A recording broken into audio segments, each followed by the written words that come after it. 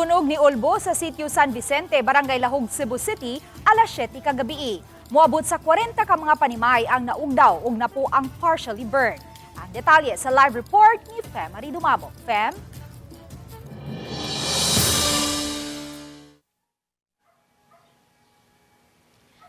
May daghan gyud sa mga nasunugan ang tapot lawas lang o wa gyud mga gamit nga nakuha gikan sa ilang panimay kay sagad kanila ang wala diha sa ilang mga balay atol sa pag-ulbos sa kayo kagabi.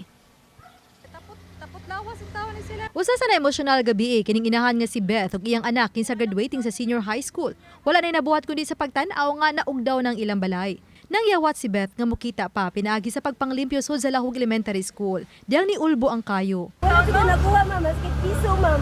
Walang sud. Tagamot-amot hindi naman ni pasudlon. Ang uban sa mga nasunugan kagabi dinhina sa kilid sa daan nagpaabot kung asa sila temporaryo nga mapahimutang. Ang uban usab nga mga silingan sa nasunugan ang daling nakapagawa sa ilang mga gamit sa kahadlok nga moabot sa ilang panimay ang kayo. Hinungdan nga sirado kining pipila ka metro sa Dan Gorordo gikan sa mga sakyanan kay dinhi usab ni pahimutang ang mga fire truck. Nadawat sa kabumbiruhan ng alarma sa sunog alas 6:57 kagabi. Giisa kini sa second alarm ug naabtan gyud dulan sa duha ka oras una gideklarar nga under control. Alas 9:41 na kagabi kini na fire out. Aron lang yun nga dili na makalabang pa sa ubang kabalayan ng sunog, pipila sa mga bumbero ang nanakana sa mga atop sa ubang establishmento o dinhina ni pasirit sa tubig padung sa mga balay nga nasunugan. Ang kasadlunon ug kagipot sa daan padung sa lugar nga nasunugan.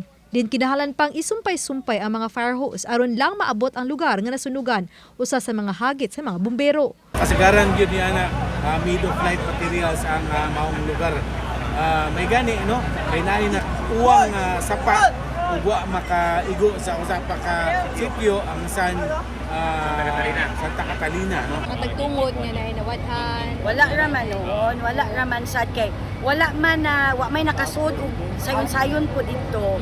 Naa raman gyud siya dito gud sa sud interior gyud siya nga portion sa diri nga sitio ba interior. Padayon pa ang pakisusi sa kabumbiruhan sa hinungdan sa sunog. Mobalor sa 1.2 milyones pesos ang gibiling danyo sa maong sunog. Samtang gipahilo na ang mga nasunugan sa gym sa eskwelahan sa Lahog. Diin gihatagan sila og mga foldable tents.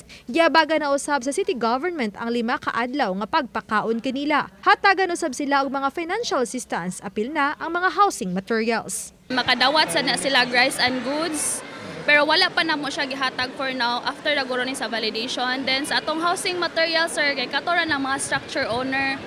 Then sa atong financial makadawat sa na sila sa Cebu City. Ang among kuan hinabang unta nga makakuha ngasin, mga kahoy para makatuko dayon.